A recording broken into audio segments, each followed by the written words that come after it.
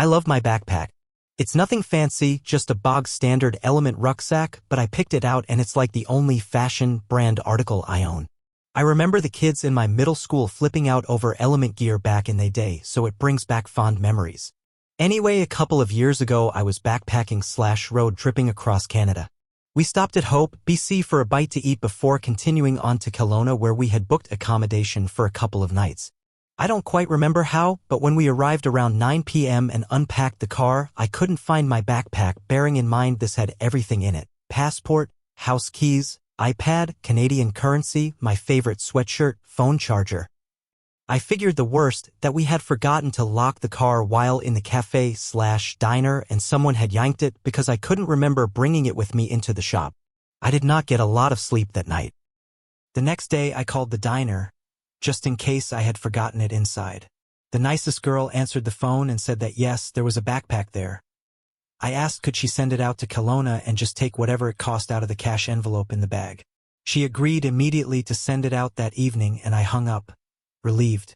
Unfortunately, being a weekend, it didn't arrive before we were due to leave the area on a 7-day camping trip through Alberta down the Icefields Parkway.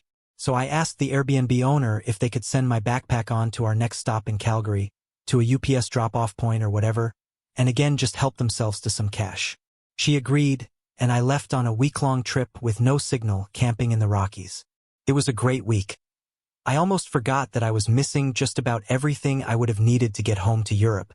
I remember finally understanding what Bilbo says in The Lord of the Rings.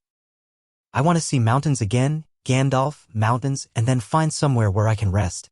I still wish I could go back there and do it all over. Leaving Banff though, I came back down to earth with a bump. We got to Calgary for on Canada Day, so everything was closed, which meant another night of worrying, but the next day I was first in line at the UPS store to pick up my parcel.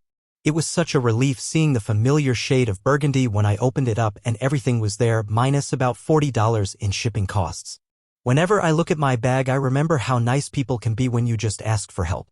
They went out of their way to help an idiot stranger get his bag back, and I remember all the more vividly. Like, comment, and subscribe.